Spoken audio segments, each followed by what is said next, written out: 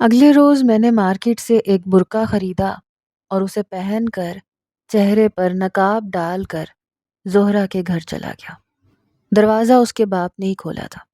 مجھے دیکھ کے پوچھنے لگے، بیٹا آپ کون ہو؟ کس سے ملنا ہے؟ میں نے نسوانی آواز نکالی، کہا میں زہرا کی کالج کی دوست ہوں، مجھے اس سے ملنا ہے۔ یوں تو میں کافی نڈر قسم کا تھا، لیکن پھر بھی اس کے باپ کو دیکھ کے نقاب کے پیچھے میری رنگت اڑی ہوئی تھی، دل بھی زور زور سے دھڑک رہا تھا۔ انہوں نے ایک نظر میرے سراپے پر ڈالی، میری تو جیسے جان نکل گئی۔ پھر کہنے لگے جاؤ بیٹا، زہرا اپنے کمرے میں ہوگی۔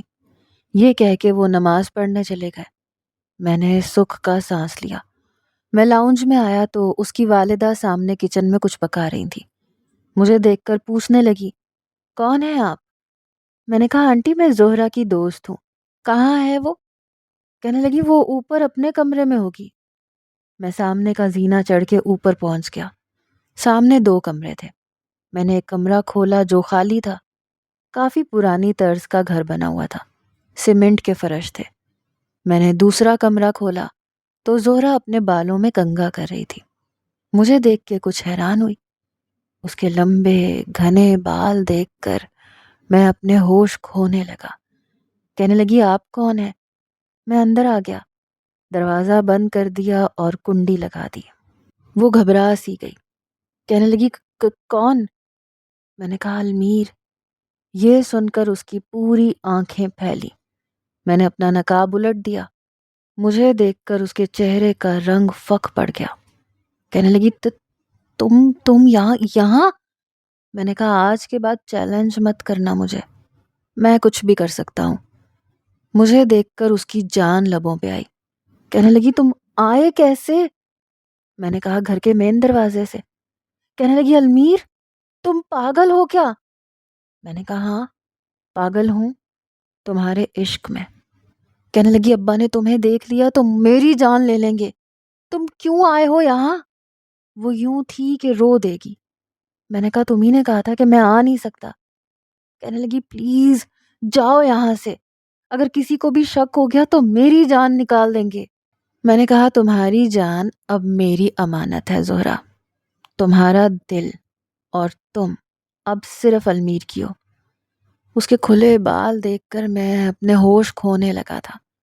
وہ سادگی میں بھی بے حد حسین لگ رہی تھی۔ میری نظروں سے گھبرا کے اس نے فوراً سے اپنا دوپٹہ سر پہ لے لیا۔ کہنے لگی جاؤ یہاں سے۔ میں نے کہا پہلے وعدہ کرو مجھ سے ملنے آؤ گی۔ کہنے لگی نہیں آ سکتی، سمجھا کرو۔ میں نے کہا میں تب تک یہاں سے نہیں جاؤں گا جب تک تم مجھ سے ملنے کا وعدہ نہ کر لو، اور تم جانتی ہو میں کتنا ضدی ہوں۔ میری بات سن کر وہ اور بھی زیادہ گھبرائی۔ کہنے لگی المیر سمجھنے کی کوشش کرو۔ میں نے کہا آؤ گی یا نہیں؟ کہنے لگی آؤں گی، اب جاؤ یہاں سے۔ میں نے اپنا ہاتھ اس کی طرف بڑھا دیا۔ میں نے کہا وعدہ کرو۔ اس نے وعدہ کیا اور میں وہاں سے باہر نکل گیا۔ بس میں بیٹھ کر ایک پارک کے قریب اترا۔ وہاں جا کر ایک خالی گوشہ دیکھ کر میں نے برقع اتارا، پھر اپنے گھر گیا۔ میں جانتا تھا کہ اب وہ مجھ سے ملنے ضرور آئے گی۔ میں بے حد خوش تھا۔ میں نے میسج پہ اس سے پوچھا کہ مجھ سے ملنے کب آئے گی۔ کہنے لگی وہ مجھ سے اکیلی ملنے نہیں آئے گی، اپنی بڑی بہن کے ساتھ ملنے آئے گی۔ میں نے کہا مجھے کوئی اعتراض نہیں ہے۔ ایک دن شام کے وقت وہ ریسٹورنٹ پہنچ گئی اپنی بڑی بہن کے ساتھ۔ میں اس دن بے حد خوش تھا۔ میں پہلے سے ہی اس ریسٹورنٹ میں پہنچا ہوا تھا۔ اسے اس کی بہن کے ساتھ دیکھ کر میں اپنی کرسی سے کھڑا ہو گیا۔ اس کی بہن نے مجھے سلام کیا، پھر زہرا سے کہنے لگی بس 20 منٹ بعد میں تمہیں لینے آ جاؤں گی۔ یہ کہہ کے وہ ریسٹورنٹ سے باہر چلی گئی۔ جہاں وہ ریسٹورنٹ تھا وہاں قریب میں شاپنگ مالز بھی بنے ہوئے تھے۔ شاید وہ شاپنگ کے بہانے آئی تھی۔ زہرا خاصی گھبرائی ہوئی تھی، میرے سامنے والی کرسی پہ بیٹھ گئی۔ میں نے کہا کیا منگواؤں تمہارے لیے؟ کہنے لگی کچھ نہیں۔ میں نے کہا ایسے کیسے ہو سکتا ہے؟ کہنے لگی المیر پلیز دوبارہ کبھی میرے باپ کے سامنے مت آنا۔ میں نے کہا ٹھیک ہے نہیں آؤں گا۔ کافی برہم لگ رہی تھی۔ کہنے لگی اور یہ تم گریبان کے بٹن کیوں کھول کے رکھتے ہو؟ بند رکھا کرو۔ میں نے کہا کیا مطلب؟ کہنے لگی مجھے اچھا نہیں لگتا۔ میں نے وہیں بیٹھے بیٹھے بٹن بند کر لیے۔ کہنے لگی تم ایک اچھے لڑکے ہو، اچھی فیملی سے بلونگ کرتے ہو، پھر یہ گلے میں چین، ہاتھ میں کڑے، کانوں میں بالی، انگوٹھیاں، المیر یہ سب کیا ہے؟ یہ سب چیزیں مرد کی شخصیت کو ختم کر دیتی ہیں۔ میں نے کہا زہرا تمہیں یہ پسند نہیں ہے؟ کہنے لگی ہاں مجھے پسند نہیں ہے۔ میں نے کہا آج کے بعد نہیں پہنوں گا۔ پھر کہنے لگی تم سگریٹ تو نہیں پیتے؟ میں سگریٹ پیتا تھا لیکن چین اسموکر نہیں تھا۔ میں نے کہا ہاں بس یوں ہی دن میں 3-4۔ کہنے لگی آئندہ نہیں پینا۔ میں نے کہا یار سگریٹ تو مت چھڑواؤ، وہ تو رہنے دو۔ کہنے لگی مجھے اچھی نہیں لگتی، تم نہیں پیو گے تو مجھے اچھا لگے گا۔ میں کچھ دیر سوچتا رہا، پھر ایک گہری سانس لی۔ میں نے کہا چلو تمہارے لیے سگریٹ بھی چھوڑ دی، اب یہ مت کہنا کہ جینا چھوڑ دو، ورنہ انکار نہیں ہوگا مجھ سے، سچ مچ مر جاؤں گا۔ میری بات سن کر بے ساختہ اس نے میرے ٹیبل پر رکھے ہاتھ کو پکڑ کے دبایا۔ کہنے لگی ایسا دوبارہ مت کہنا، اگر تمہیں کچھ ہو گیا تو میں بھی مر جاؤں گی۔ اس کی بات نے مجھے اپنی جگہ فریز کیا تھا۔ اس کی آنکھوں میں آنسو جگمگا رہے تھے۔ میں نے کہا اتنی محبت کرتی ہو مجھ سے؟ کہنے لگی ہاں بہت محبت کرتی ہوں۔ میں نے کہا زہرا میں تمہیں کھو نہیں سکتا، تمہاری محبت میں میں بہت آگے نکل چکا ہوں۔ کہنے لگی میں بھی تمہیں کھونا نہیں چاہتی۔ میں نے کہا میں اپنی والدہ کو تمہارے گھر بھیجوں تاکہ ہمارا رشتہ طے ہو جائے۔ تمہیں کھونے کا ڈر بڑا جان لیوا ہے، وہ ختم ہو جائے گا۔ کہنے لگی ابھی میری بڑی بہن کی شادی بھی نہیں ہوئی، ابو کو شک ہو جائے گا، پھر وہ کبھی بھی رشتہ نہیں کریں گے۔ میں نے کہا فاروق اچھا لڑکا ہے، اگر تم کہو تو اس کا رشتہ فاطمہ کے لیے بھجوا دوں، اس کی والدہ اور تمہاری والدہ میں دوستی بھی ہے۔ کہنے لگی فاطمہ آپی کی میرے چچا زاد کے ساتھ بات طے ہے، وہ حافظ بھی ہے اور عالم دین بھی ہے، ان کی شادی اسی سے ہوگی۔ میرے ابا شادی کے معاملے میں دین داری کو اہمیت دیتے ہیں۔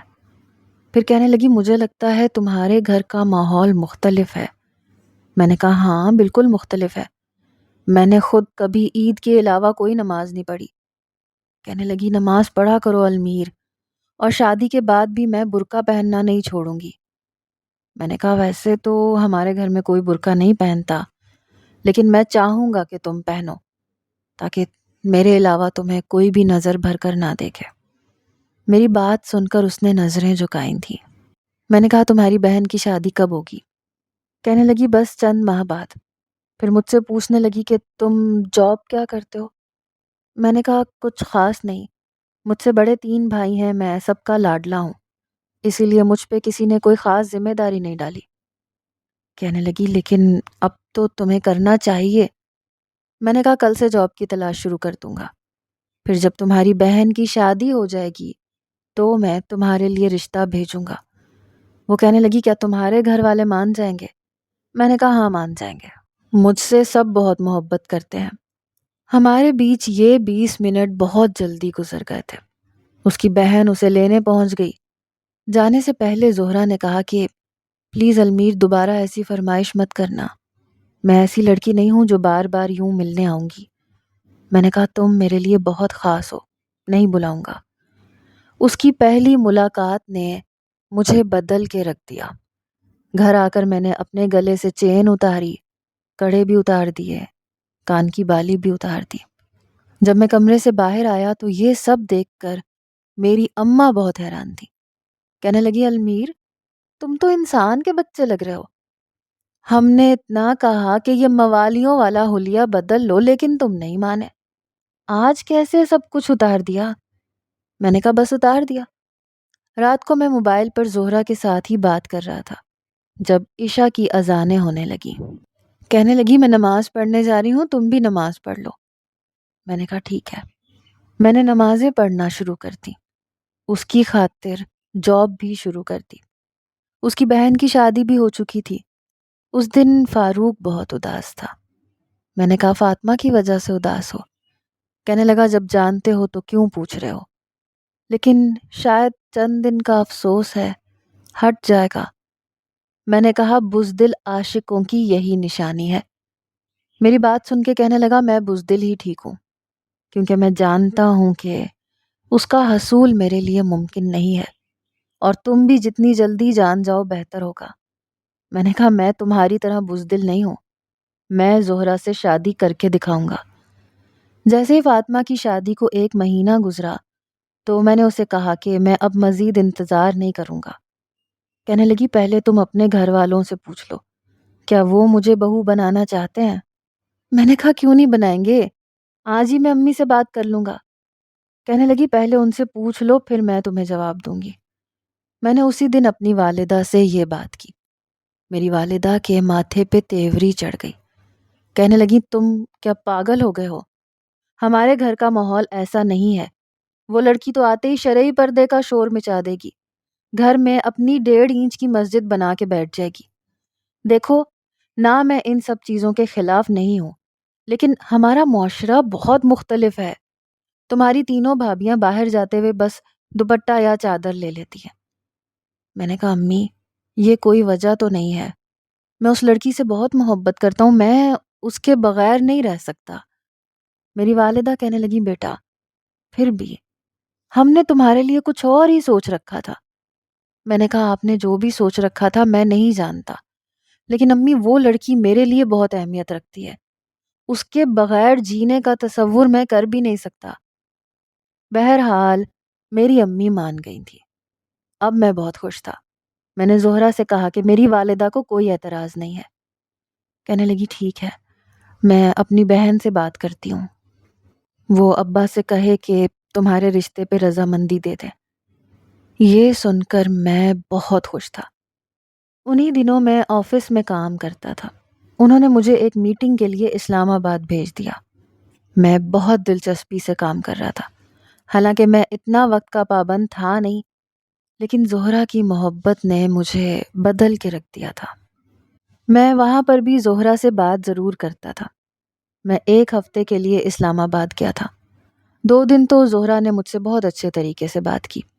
میں نے کہا کہ اسلام آباد سے واپس آتے ہی اپنی والدہ کو بھیج دوں گا۔ ایک دن اس کی کال آئی، بہت رو رہی تھی۔ میں نے کہا زہرہ کیا ہوا؟ کہنے لگی المیر، یہ کہتے ہوئے پھر سے رونے لگی۔ میں نے کہا زہرہ پلیز مجھے بتاؤ کیا ہوا ہے، کیوں میری جان نکال رہی ہو، کیا بات ہے، کیوں رو رہی ہو؟ کہنے لگی میرے ابا نے انکار کر دیا، کہ وہ کہنے لگے برادری سے باہر شادی نہیں کریں گے۔ یہ کہہ کے وہ پھوٹ پھوٹ کے رونے لگی۔ میں نے کہا میری والدہ ہے نا، تمہارے ابا کو منا لیں گی۔ وہ کہنے لگی انہوں نے میرا رشتہ پھپھو کے بیٹے سے طے کر دیا۔ میں نے کہا ایسے کیسے کر دیا طے؟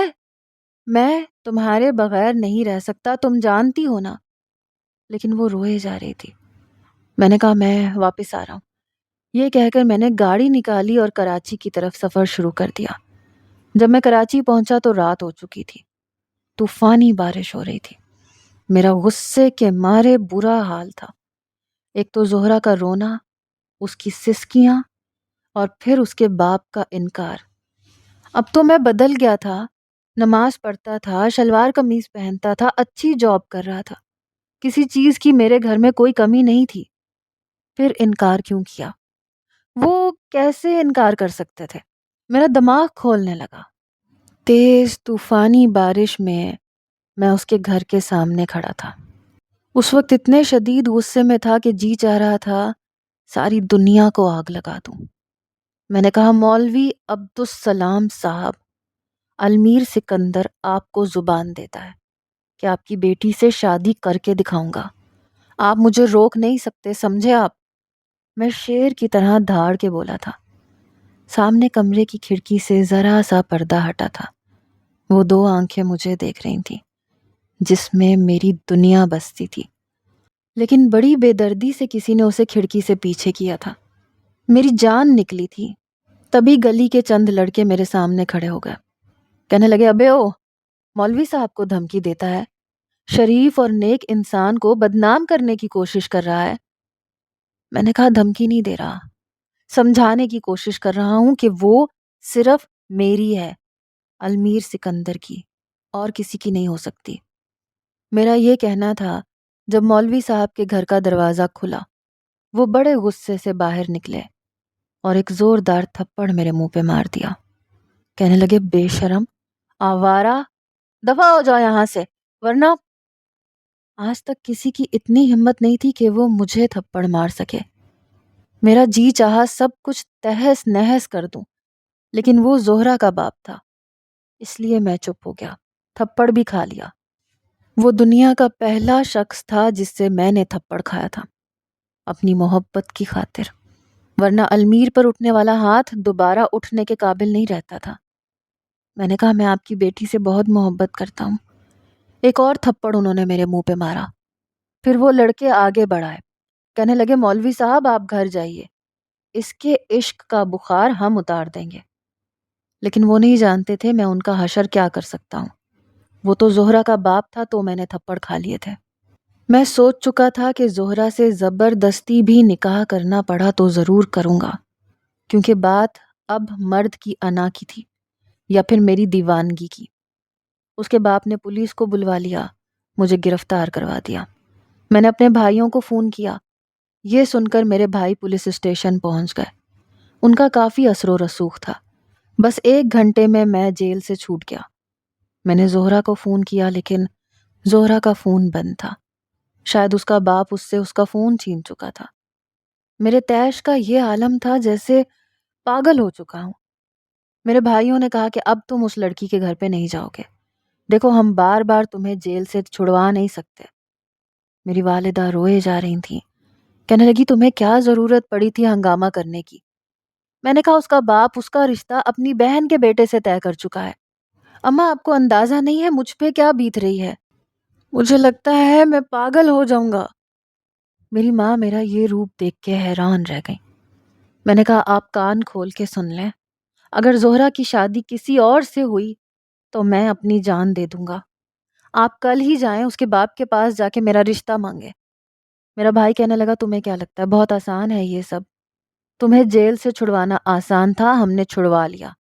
ہم کوئی بدماش نہیں ہے کہ جائیں گے اس کے گھر پہ توڑ پھوڑ کریں گے اور اس کے باپ سے کہیں گے کہ اپنی بیٹی کا رشتہ ہمیں دو۔ اس کا باپ ہے، جہاں چاہے اس کی شادی کر سکتا ہے، اور وہ لڑکی ویسے بھی ڈری ہوئی ہے، اپنے باپ کے سامنے زبان نہیں کھولے گی۔ سب کے سامنے اگر اس نے یہ کہہ دیا کہ مجھے اپنے باپ کے کیے ہوئے رشتے پہ اعتراض نہیں ہے، تو ہماری وہاں کیا عزت رہ جائے گی؟ میں نے کہا، نہیں کہے گی، وہ مجھ سے محبت کرتی ہے۔ میرا بھائی کہنے لگا، المیر، تم کیوں نہیں سمجھتے؟ ہمارے معاشرے میں لڑکیاں بے بس ہو جاتی ہیں، باپ کے سامنے گھٹنے ٹیک دیتی ہیں۔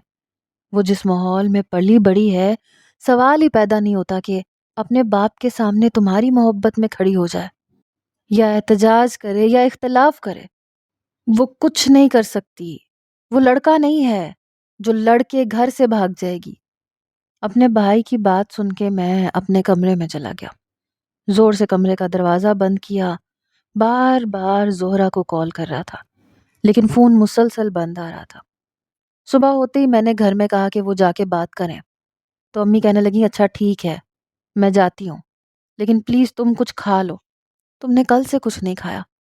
میں نے کہا، بھاڑ میں ڈالیں آپ سب کچھ، ابھی آپ کو اندازہ نہیں ہے میں کس کیفیت سے گزر رہا ہوں، میرا دم گھٹ رہا ہے۔ میری آنکھوں میں آنسو تھے۔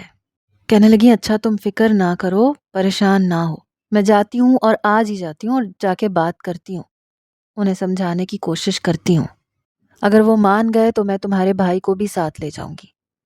میں نے کہا، ہاں آپ جائیں، جا کے دیکھیں کہیں اس پاگل لڑکی نے ڈر کے مارے اپنے کزن سے نکاح تو نہیں کر لیا۔ اپنے بھائی کی بات مجھے مزید بے چین کر گئی۔ میری بڑی بھابھی اکیلی ہی زہرا کے گھر گئی۔ میں بہت پریشان تھا، ایک ایک پل مجھ پہ صدیوں کی طرح گزر رہا تھا، نہ میں کچھ کھا رہا تھا نہ پی رہا تھا۔ میری ماں، میری دونوں بھابیاں میری منت سماجت کر رہی تھی کہ خدا کے لیے پانی کا گھونٹ تو پی لو، لیکن میں نے ایک قطرہ بھی پانی کا اپنے منہ کو نہیں لگایا تھا۔ جب میری بھابھی گھر آئیں تو میری بے چینی عروج پر تھی۔ میں فوراً سے ان کے پاس آیا، انہوں نے ابھی چادر بھی نہیں اتاری تھی۔ میں نے ان سے کہا، بھابھی کیا ہوا؟ کہنے لگی، کچھ نہیں ہوا، ارے بھائی کوئی نکاح نہیں ہوا اس کا، میری اس کی ماں سے بات ہوئی ہے، میں نے اس لڑکی کو بھی دیکھا ضرور ہے، اس کی بھی آنکھیں سوجی ہوئی تھیں۔ اس کی ماں کہنے لگی کہ اس کی پھپھو کے بیٹے سے کوئی رشتہ طے نہیں کیا گیا۔ وہ کہنے لگی کہ ہمارے ہاں لڑکوں کی دینداری کو دیکھا جاتا ہے۔ میں نے کہا تو پڑھتا تو ہوں میں نماز، قرآن پاک بھی روز پڑھ لیا کروں گا، اور کون سی دینداری چاہیے ان کو؟ کہنے لگی دیکھو اس کی والدہ نے کہا ہے کہ ابھی ہماری بیٹی آگے پڑھے گی، پھر جس طرح سے تم نے ان کے گھر کے سامنے تماشا لگایا ہے، اس کا والد بڑا خوفزدہ ہو چکا ہے۔ وہ کہتا ہے کہ یہ لڑکا بدماش ہے جسے ہماری عزت کا ذرا بھی پاس نہیں تھا، تو وہ کل کو ہماری بیٹی کو کیا عزت دے گا؟ تم نے جذبات میں آ کے ٹھیک نہیں کیا۔ میں نے کہا میری غصے سے بری حالت تھی، بس مجھے سمجھ میں نہیں آیا، لیکن میں آئندہ ایسے نہیں کروں گا۔ میں نے کہا زہرا ابھی بھی رو رہی تھی؟ کہنے لگی نہیں، چپ تھی لیکن آنکھیں سوجی ہوئی تھیں، مجھے پتا ہے رات بھر روتی رہی ہوگی۔ کہنے لگی اب تم اس کی فکر مت کرو، کچھ کر کے دکھاؤ، تمہاری نوکری اتنی اچھی نہیں ہے، کوشش کر کے باہر اپلائی کرو، 2-3 سال ان کی بیٹی نے بھی ابھی پڑھنا ہے، اور ان 2-3 سالوں میں تم اگر اچھی نوکری کر لو گے، اپنا آپ کچھ بنا لو گے، تو شاید انہیں رشتہ دینے پہ اعتراض نہ ہو۔ میں نے کہا اچھا ٹھیک ہے۔ میں نے اپنی سی وی بیرون ملک بھیج دی، کچھ میرے بھائیوں نے کوشش کی، اس لیے میری جاب اٹلی میں لگ چکی تھی، لیکن جب میں نے جانا تھا میں نے زہرا سے کہا تم سے ملے بغیر نہیں جاؤں گا، بس آخری بار مجھ سے مل لو۔ کہنے لگی بہت مشکل ہے، مجھے گھر سے باہر نہیں جانے دیا جا رہا۔ میں نے کہا تم سچ بتاؤ، تمہارے ابا نے سچ میں تمہارا رشتہ کہیں طے تو نہیں کر دیا؟ کہنے لگی نہیں کیا، شاید اس وقت تمہاری وجہ سے انہوں نے ایسا سب کچھ کہہ دیا تھا۔ کہنے لگی میں یونیورسٹی میں داخلہ لوں گی، آگے پڑھوں گی۔ میں نے کہا ٹھیک ہے، میں بھی آگے جاب کرنا چاہتا ہوں، کچھ ایسا کروں گا کہ تمہارے لیے تمہارے باپ کو اعتراض نہیں ہوگا۔ کہنے لگی میں خود بھی تم سے ملنا چاہتی تھی، پر سمجھ میں نہیں آ رہا کہ کیسے ملوں۔ پھر کہنے لگی میں کسی بھی بہانے سے آؤں گی، مجھے تمہیں دیکھنا ہے۔ آنسو اس کی آنکھوں سے بھی بہہ رہے تھے، میری آنکھوں سے بھی۔ اس آخری ملاقات پر پہلی بار ایسا ہوا کہ وہ میرے کندھے پہ سر رکھ کے بہت روئی۔ میں نے کہا زہرا اگر تم یوں رو گی تو میں نہیں جاؤں گا۔ کہنے لگی نہیں تم جاؤ، ویسے بھی ابھی 2 سال مجھے اپنی تعلیم مکمل کرنے میں لگ جائیں گے، اور پھر تمہاری بھابھی نے میری والدہ کی منت سماجت کی تھی، اور انہوں نے میرے ابا سے بھی بات کی تھی، مجھے لگتا ہے مان جائیں گے۔ وقت رخصت نہ میرے دل کو قرار تھا نہ اس کے دل کو، اس کا ہاتھ ہی نہیں چھوڑ رہا تھا میں۔ میری آنکھوں سے بتدریج آنسو بہہ رہے تھے، رو وہ بھی رہی تھی، لیکن وہ اپنا ہاتھ چھڑوا کر جا چکی تھی۔ چند ہی دن کے بعد میں اٹلی چلا گیا تھا، لیکن میں اس سے رابطے میں تھا۔ 1 سال تک ہماری بات چیت چلتی رہی۔ کہنے لگی ابا اب پہلے سے بہت اچھے ہو گئے ہیں، کسی بات پہ کچھ نہیں کہتے، مجھ سے ویسے ہی پیار کرتے ہیں جیسے پہلے کرتے تھے۔ میں نے کہا بس 1 سال کا انتظار اور باقی رہ گیا ہے۔ کہنے لگی ہاں یہ تو ہے۔ میں نے 1 سال تک محنت کی اور بہت پیسہ اپنے گھر والوں کو بھیجا۔ میری والدہ کہنے لگی کہ تمہارے بھائی نے تمہارے پیسوں سے زمینیں خرید لی ہیں، کہتا ہے کہ جب وہ واپس آئے گا تو قیمت ڈبل ہو جائے گی، اس کی بیوی پردہ کرنا چاہے گی تو ہم اسے الگ گھر بنوا دیں گے۔ جب المیر خوش ہے تو ہمیں کیا اعتراض ہو سکتا ہے؟ میں بے تحاشا خوش تھا، لیکن ابھی واپسی میں 8 مہینے باقی تھے۔ تبھی زہرا کا فون آیا، وہ رو رہی تھی۔ میں نے کہا اب کیا ہوا تمہیں؟ کہنے لگی جھوٹ بولا تھا میرے باپ نے، دھوکہ دیا تھا۔ میں نے کہا زہرا کیا کہہ رہی ہو، کیوں میری جان نکال رہی ہو؟ کہنے لگی انہوں نے پھپھو کے بیٹے سے رشتہ طے کر دیا ہے، بس تمہارے ڈر کی وجہ سے اس بات کو تمہاری بھابھی سے چھپایا، مجھ سے بھی چھپایا۔ ان کو پتہ چل چکا ہے کہ تم یہاں پہ نہیں ہو، بیرون ملک میں ہو پیسہ کمانے کے لیے، اور وہ میرا نکاح کر رہے ہیں اسی جمعے کو، اور اتوار کو میری رخصتی بھی کر رہے ہیں۔ میں نے کہا ایسا کیسے کر سکتا ہے وہ، ایسا کچھ نہیں ہو سکتا، میں ابھی واپس آ رہا ہوں۔ لیکن میں شاید بھول گیا تھا کہ میں 2 سال کا کانٹریکٹ سائن کر چکا تھا، میرا پاسپورٹ میرے باس کے پاس تھا۔ میں نے جب یہ کہا کہ مجھے پاکستان جانا ہے تو کہنے لگے کہ ابھی نہیں جا سکتے، ابھی 8 مہینے باقی ہیں، اور میں تمہاری جگہ کسی دوسرے کو نہیں رکھ سکتا۔ میں نے کہا بھاڑ میں جائے آپ کا کام، آپ کا آفس، میرا پاسپورٹ واپس کرو۔ کہنے لگا یہ ہمارے قانون کے خلاف ہے، میں تمہیں پولیس کے حوالے بھی کر سکتا ہوں، تم پابند ہو، 8 مہینے سے پہلے نہیں جا سکتے۔ میں نے بہت بحث کی، میں نے کہا مجھے یہ نوکری ہی نہیں کرنی، آپ اس مہینے کی تنخواہ بھی رکھ لیں، لیکن وہ بات ماننے کو تیار ہی نہیں تھے۔ میں نے اپنے بھائیوں کی منت سماجت کی کہ خدا کے لیے زہرا کے گھر جائیں، اس کی شادی رکوائیں۔ وہ کہنے لگے ہم سب یہ کیسے کر سکتے ہیں یار، ہم کوئی بدماش تھوڑی ہیں، تم کیا دیوانوں جیسی باتیں کر رہے ہو، دفع کرو اس لڑکی کو۔ میں نے کہا کیا بھائی، آپ کو اندازہ ہے آپ کیا کہہ رہے ہیں؟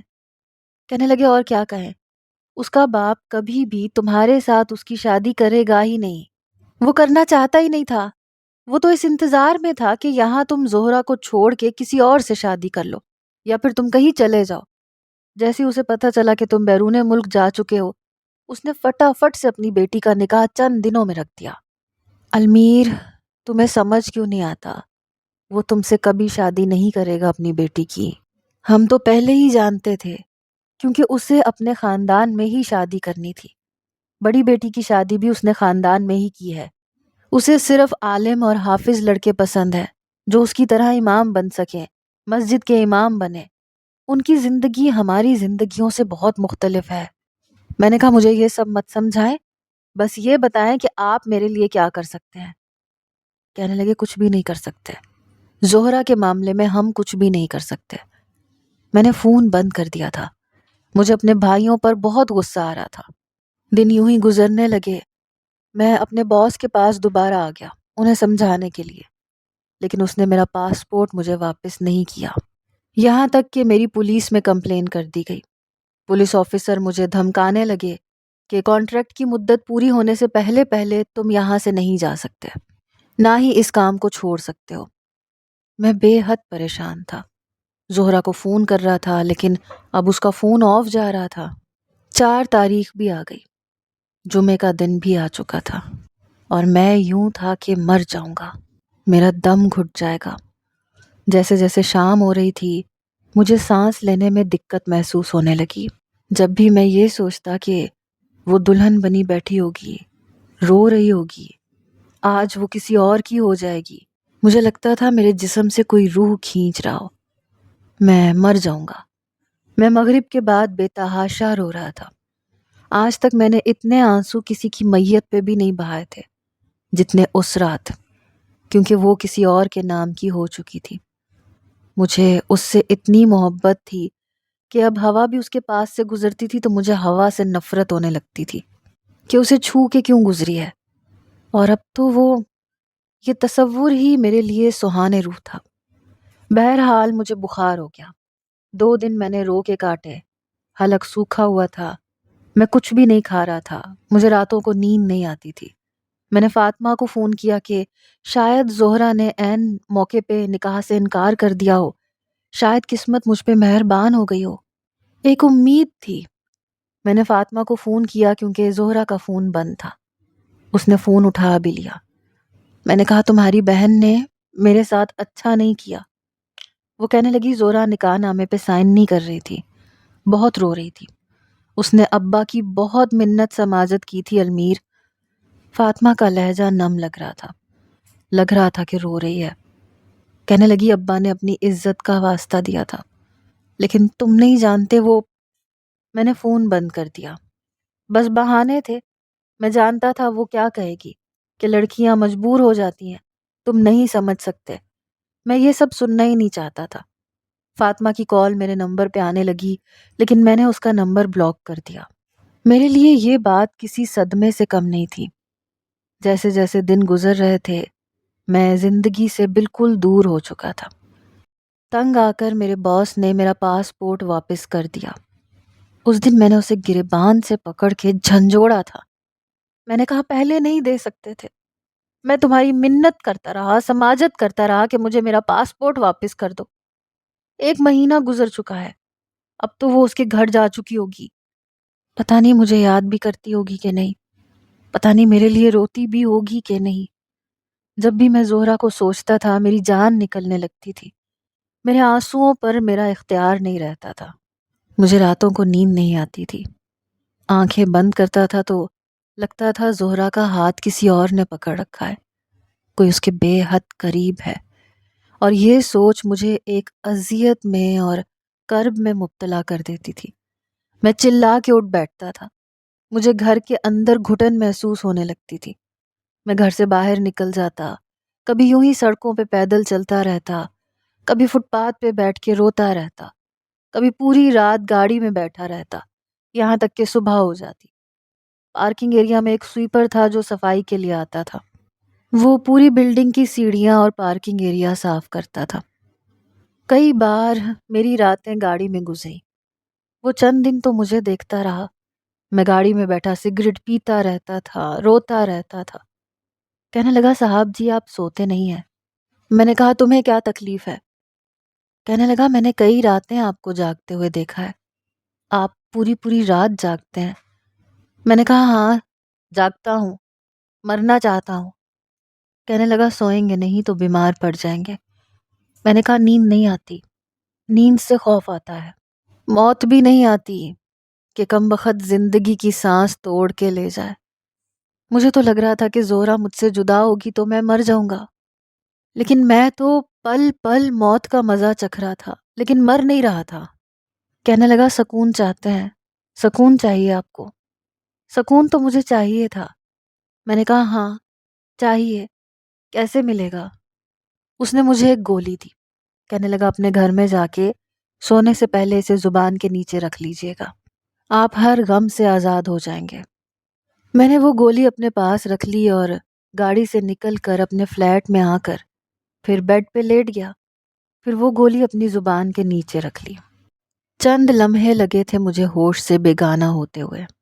مجھے نہیں پتا میں کتنے گھنٹے سویا، لیکن جب میری آنکھ کھلی تو میرا سر بہت بھاری ہو رہا تھا۔ میں نے گھڑی کی طرف دیکھا، 2 بج رہے تھے، پتہ نہیں دن تھی یا رات۔ میں نے سر پکڑ لیا، اٹھ کے بیٹھ گیا، لیکن مجھے زوردار جھٹکا لگا کیونکہ میرا بستر بالکل گیلا تھا۔ مجھے تو کوئی احساس نہیں ہوا تھا کہ کب یہ سب ہو چکا تھا۔ بہرحال میں نے اپنے کپڑے تبدیل کیے، پھر میں نے اسی سے اپنے کمرے کی صفائی کروائی۔ میں نے کہا یہ کیا تھا؟ اس کو کھاتے ہی میں ہر چیز سے بیگانہ ہو چکا تھا، یہاں تک کہ مجھے زہرا تک یاد نہیں آئی۔ کہنے لگا یہ غم سے آزادی کا علاج تھا، آپ کو پتہ ہے آپ پورے 48 گھنٹے سوتے رہے ہیں۔ یہ سن کے میں حیران رہ گیا، میں 2 دن سے سو رہا تھا۔ بہرحال میں نے اسے کہا کہ یہ میڈیسن کیا ہے، اس کا کوئی نام بھی ہے کیا؟ وہ گولی اس سویپر کے پاس ہوتی تھی۔ بہرحال میں نے وہ دوائی کھانی شروع کر دی۔ اب میں ہر وقت سوتا رہتا۔ میرے اسی آفس کے باس نے میرے بھائی کو فون کر کے کہا کہ تمہارا بھائی نشے کا عادی ہو چکا ہے، اس کی زندگی برباد ہو رہی ہے، اسے یہاں سے آ کے لے جاؤ یا اپنے پاس بلوا لو۔ میرے بھائی کی مجھے کال آئی، میں نے فون اٹھایا۔ کہنے لگے المیر تم نے کیا کر لیا اپنا؟ میں نے کہا کیا کیا ہے میں نے؟ کہنے لگے تم نشہ کرنے لگے ہو؟ میں نے کہا ہاں۔ کہنے لگے واپس آ جاؤ۔ میں نے کہا اپنے اس کمینے دوست سے کہو، جب میں نے کہا تھا مجھے میرا پاسپورٹ واپس کر دے تو کیوں نہیں کیا تھا؟ اب کیا آپ لوگوں کو فون کر کے میرے بارے میں بتا کے پریشان کر رہا ہے؟ بھائی آپ لوگوں نے میرے لیے کچھ نہیں کیا، اس لیے مجھے مرنے دیں۔ میں جہاں ہوں وہیں پہ ٹھیک ہوں، جو کر رہا ہوں اسی میں خوش ہوں، مجھے فون مت کیا کریں۔ کہنے لگے المیر امی بہت بیمار ہے، جب سے انہیں پتا چلا ہے کہ تم نشہ کرنے لگے ہو، رو رو کے انہوں نے خود کو بیمار کر کے رکھ لیا۔ اگر تمہارے دل میں ذرا بھی ماں کے لیے محبت ہے تو واپس لوٹ آؤ۔ اپنی والدہ کا نام سن کے میں واپس پاکستان چلا گیا، لیکن بہت کمزور ہو چکا تھا۔ میری ساری صحت بگڑ چکی تھی، میرا حلیہ بگڑ چکا تھا، میرے چہرے پہ رونق کے بجائے پژمردگی چھا گئی تھی۔ میرے بھائیوں نے مجھے منشیات کے ہاسپٹل میں ایڈمٹ کروا دیا۔ 3 ماہ تک میرا علاج چلتا رہا۔ نشے کی عادت ختم ہو چکی تھی، لیکن زہرا کا غم ابھی بھی میرے سینے میں تازہ تھا، وہ کم نہیں ہوتا تھا۔ میں اپنی ماں کی خاطر جینے پہ مجبور تھا، ہنستا نہیں تھا، زیادہ باتیں نہیں کرتا تھا، چپ چاپ کھانا کھا لیتا تھا۔ امی کوئی بات کرتی تو جواب دے دیتا تھا، لیکن یہ صاف کہہ چکا تھا کہ مجھ سے شادی کا ذکر کوئی نہ کرے۔ میں کسی بھی لڑکی کے ساتھ انصاف نہیں کر پاؤں گا، اس لیے خدا کے لیے کسی کی بھی زندگی میرے ساتھ زبردستی جوڑ کے برباد مت کیجیے گا۔ ایک بار میں اپنی والدہ کے ساتھ شاپنگ مال گیا، انہوں نے کچھ کپڑے خریدنے تھے، وہیں میری نظر فاطمہ پر پڑی۔ وہ مجھے پہچان چکی تھی، لیکن میں نے نظر بدل لی۔ وہ میرے پاس آ گئی، ایک چھوٹا بچہ اس کی گود میں تھا۔ کہنے لگی، المیر مجھے تم سے کچھ کہنا ہے۔ میں نے کہا، مجھے کچھ نہیں سننا، خدا کے لیے میری زندگی برباد ہو چکی ہے، میں کسی قابل نہیں رہا۔ تمہاری بہن نے جو زخم مجھے دیا ہے نا، ابھی تک میرے سینے میں ہرا ہے۔ محبت اس نے بھی کی تھی لیکن وفا نہیں کر سکی۔ بہت خوش ہوگی نا اپنے شوہر کے ساتھ، عیش کر رہی ہوگی، لیکن اسے میرا ایک پیغام دے دینا، اس کی وجہ سے میں نے کسی سے بھی شادی کے قابل ہی نہیں رہا، کیونکہ میں اس کی طرح اس لڑکی کے ساتھ بے وفائی نہیں کر سکتا۔ میں ابھی بھی اس کے نام پہ جی رہا ہوں اور آخری سانس تک جیوں گا۔ میری بات سن کے وہ رونے لگی، کہنے لگی وہ مر چکی ہے تمہارے لیے، المیر سکندر۔ یہ سن کے میں تو جیسے سکتے میں آ گیا۔ کہنے لگی، تم نے میری فون پہ بات ہی نہیں سنی تھی، تم نے فون بند کر دیا تھا۔ میں تمہیں یہی بتانا چاہتی تھی کہ وہ گھر سے زہر کھا کے گئی تھی، باپ کی عزت اس نے رکھ لی، سائن کر دیا، رخصت بھی ہو گئی، لیکن اپنے کمرے میں جاتے ہی مر چکی تھی۔ میرے باپ کو اپنی غلطی کا بہت بعد میں احساس ہوا، بہت پھوٹ پھوٹ کے رویا تھا وہ، روتے ہوئے وہ بتا رہی تھی۔ مجھے کہنے لگی کہ وہ مجھے کہتی تھی میں المیر کے علاوہ کسی اور سے محبت نہیں کر سکتی، اور نکاح کا رشتہ ایمانداری کا رشتہ ہے، دل میں المیر کو رکھ کے میں کسی اور کی بیوی نہیں بن سکتی۔ ابا نے میرے لیے کوئی راستہ نہیں چھوڑا، اس نے میری خاطر اپنے آپ کو بدل لیا تھا، تو ابا کو چاہیے تھا کہ اپنی عزت سے ہٹ کے کچھ سوچتے۔ بے شک وہ برا تھا لیکن اب برا نہیں رہا تھا، اسے ایک موقع دینا چاہیے تھا۔ ابا مجھے نکاح پہ مجبور کر سکتے ہیں لیکن اس سے زیادہ کچھ نہیں کر سکتے۔ پھر اس نے مجھے قبرستان کا نام بتایا۔ میں تو یوں تھا جیسے پتھر کا ہو چکا ہوں۔ کہنے لگی، فرصت ملے تو اس قبرستان میں چلے جانا، تمہاری محبت تمہیں منو مٹی کے نیچے وفا کے ساتھ دفن ملے گی۔ میں روز اس کی قبر پہ جاتا ہوں، گلاب کے تازہ پھول اس کی قبر پہ بچھاتا ہوں، 2 گھنٹے بیٹھ کر اس سے باتیں کرتا ہوں۔ لگتا ہے کہ جیسے سب دیواریں ہٹ چکی ہیں، میرے اس کے پیچھے بس ایک دیوار ہے، اور وہ ہے میری سانسوں کی ڈور۔ جیسے ہی یہ ٹوٹے گی میں اس سے جا ملوں گا۔ پھر یہ سوچتا ہوں کہ یہ معاشرہ برا ہے لیکن میرا رب بہت اچھا ہے، ہم یہاں نہیں مل پائے تو وہاں ضرور ملیں گے، اور وہاں پر ضد اور انا اور سماج کی کوئی دیوار نہیں ہوگی، صرف میں ہوں گا، میری زہرا ہوگی۔ لیکن کبھی کبھی یہ بھی سوچتا ہوں کہ شاید محبت کرنی ہی نہیں چاہیے تھی، میں نے بھی اس کے ساتھ اچھا نہیں کیا، وفا کی خاطر اس کی جان لے لی۔ اگر میں اس کی زندگی میں نہ آتا تو وہ زندہ ہوتی، اپنے گھر میں خوشحال ہوتی، اور میں بھی اپنی زندگی میں مطمئن ہوتا، میری بھی کسی اور سے شادی ہو جاتی، نہ میں برباد ہوتا نہ وہ۔ کیونکہ ہمارے معاشرے میں اگر کوئی لڑکی اپنی پسند اپنے والدین کو بتا دے تو ماں باپ ضد میں اس کی شادی کبھی اس لڑکے سے نہیں کرتے، کہیں اور کر دیتے ہیں۔ بہتر ہے کہ محبت شادی کے بعد ہی کی جائے۔ وہ بھی برباد ہو چکی ہے اور میں بھی، اسی لیے میں آپ کو اپنی زندگی کی یہ کہانی سنا کر آپ کو یہ پیغام دینا چاہتا ہوں کہ کچھ بھی کر لیجئے گا پر کسی سے کبھی محبت مت کیجیے گا، اور نکاح سے پہلے تو کبھی بھی محبت نہ کیجیے گا، کیونکہ یا تو وہ آپ کو برباد کر دے گی یا زہرا کی طرح جان سے مار ڈالے گی۔